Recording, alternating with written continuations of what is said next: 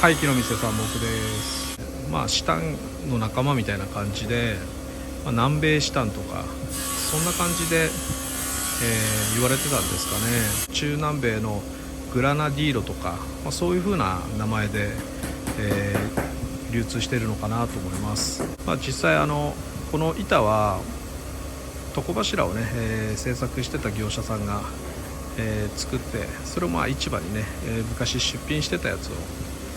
自分たちが仕入れたという、そういったもので、もう全体的に、ウレタン塗装がねびっちりされているもので、今日はウレタンをね全部剥がして、まずは生地の状態にして削っていくというのを、やっていきます。反りとかそういうのがあるわけじゃなくて、単純に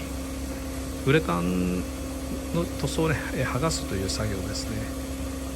でそれで、どういう風なね生地がちょっと出てくるのか、ぜひで見ていただきたいと思います。ちょっとね長さが、3メートルちょっとあって、このね今機械をはみ出してるんですね。なのでちょっと削れないので、一旦ね少し長さを、切り詰めてカットしてから削るようになります。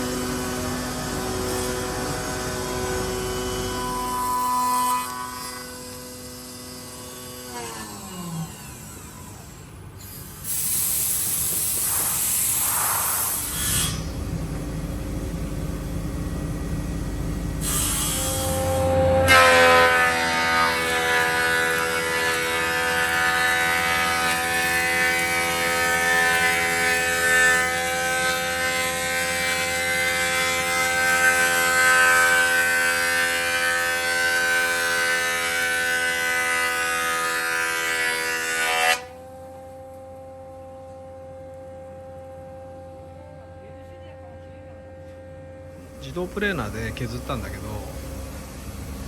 結構ね逆目がきつくてっていうか、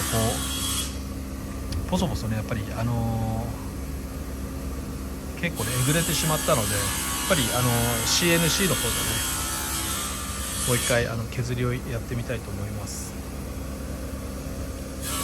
この辺がね取れるように